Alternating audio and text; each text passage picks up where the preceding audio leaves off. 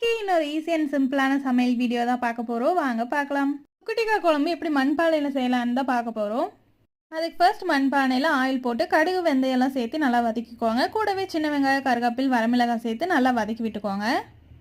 சின்ன வெங்காயம் ஓரளவுக்கு வதங்கினதும் நல்லா க்ளீன் பண்ணி வச்சுருக்க சுக்குட்டிக்காய் எடுத்து ஆட் பண்ணிக்கோங்க. சுக்குட்டிக்காய் வெந்துட்டு இருக்கும் போதே கொஞ்சமாக புளித்தண்ணி எடுத்து ஆட் பண்ணிக்கோங்க.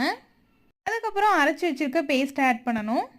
பேஸ்ட்டில் என்ன இருக்குன்னா வரமிளகாய் ஃபஸ்ட்டு வதக்கி எடுத்து வச்சுக்கணும். அப்புறம் மல்லி சீரகம் பட்டை கிராம்பு சோம்பு இதெல்லாம் சேர்த்து வதக்கி எடுத்து வச்சுக்கோங்க.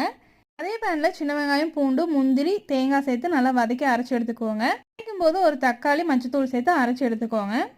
குழம்புக்கு தேவையான அளவு தண்ணி ஆட் பண்ணிவிட்டு கூடவே கொஞ்சமாக பெருங்காயத்தூள் குழம்பு கொதிச்சு வரும்போது வெல்லம் சேர்த்திங்கன்னா டேஸ்ட் ரொம்பவே சூப்பராக இருக்கும். நீங்கள் இது நார்மல் பேன்லேயும் செய்யலாம். மண்பானையில் செஞ்சிங்கன்னா டேஸ்ட் ரொம்பவே சூப்பராக இருக்கும். என்னோட long format video channel name கீழே டேக் பண்ணுறேன். அதையும் மறக்காமல் செக் அவுட் பண்ணி பாருங்கள். இந்த வீடியோ பிடிச்சிருந்தா லைக் பண்ணிக்கோங்க. பாய்.